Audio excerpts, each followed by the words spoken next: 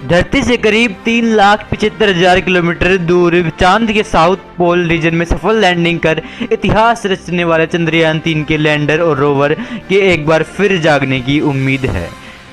चांद पर 14 दिनों की रात के बाद आखिरकार एक बार फिर 22 सितंबर को दक्षिणी ध्रुवीय हिस्से पर सूर्योदय के बाद रोशनी पहुंचेगी।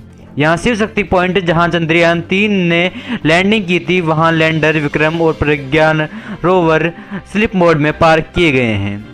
तो नमस्कार साथियों, मेरा नाम है रुपेंद्र सिंह और आज की इस वीडियो में हम जानेंगे कि क्या चंद्रयान-3 वापस से जागने वाला है। क्या चंद्रयान-3 के रोवर प्रज्ञान और विक्रम लैंडर वापस से जागने वाले हैं, और अगर जागने वाले हैं तो कैसे, और अगर नहीं जागेंगे तो क्यों नहीं जागेंगे। तो चलिए जानते हैं।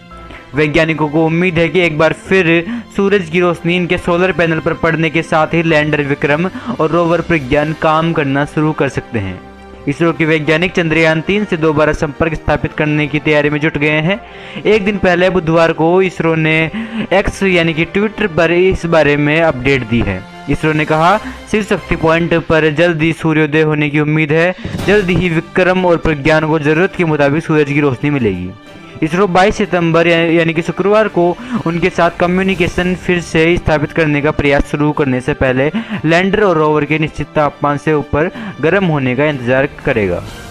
इसरो के अध्यक्ष एस सोमनाथ ने कहा कि उन्हें उम्मीद है कि शिव शक्ति पॉइंट जहां लैंडर और रोवर पार्क किए गए हैं, वहां सूर्योदय के बाद इसके पेलोड्स दोबारा काम करना शुरू कर सकते हैं। इसरो की टीम 21 और 22 सितंबर को दोबारा कम्युनिकेशन का प्रयास करेगी। उन्होंने कहा, हम केवल उम्मीद कर सकते हैं कि दोनों उपकरण दोबारा काम करना शुरू करें। 23 अगस्त को चांद के साउथ पोल रीजन में सफल लैंडिंग के बाद चंद्रयान-3 ने इतिहास रचा था। इसके पेलोड्स ने वहां 1 लूनर डे यानी जो कि धरती के 14 दिनों के बराबर होता है तक शानदार काम किया। चांद की मिट्टी में सल्फर, आयरन और ऑक्सीजन समेत अन्य खनिजों की मौजूदगी की पुष्टि करने के साथ ही लैंडर और विक्रम ने एक दूसरे की शानदार तस्वीर भी खींचकर धरती पर भेजी थी।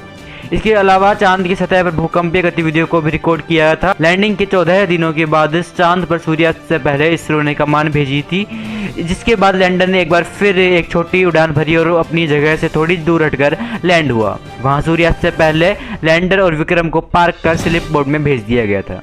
लैंडर और विक्रम में लगे सोलर पैनल पर पड़ने वाली सूरज की रोशनी से बैटरी चार्ज होती है। वैसे तो इन्हें धरती पर -150 डिग्री सेल्सियस के तापमान पर भी चेक किया गया था, लेकिन चांद पर रात के समय -200 डिग्री सेल्सियस से भी कम तापमान पहुंच जाता है। इससे इन बैटरियों के डेड होने की संभावना रहती है। तो चलिए अब आपको बताते हैं कि अगर विक्रम और प्रज्ञान वापस से काम करना शुरू कर देते हैं तो इससे हमें क्या फ़ायदा होगा।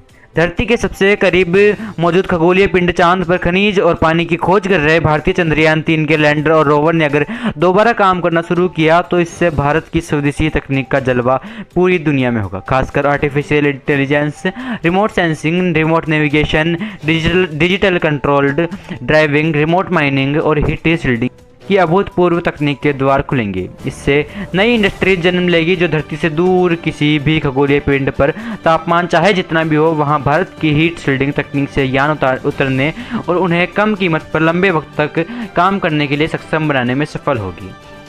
तो ये थे चंद्रयान-3 के बारे में अपडेट। अगर आप ऐसी ही अपडेट चाहते हैं तो चैनल को सब्सक्राइब करें, वीडियो को लाइक करें और कमेंट करके बताएं कि कैसे लगी आपको ये अपडेट। वीडियो को ज़्यादा से ज़्यादा शेयर करें। धन्यवाद।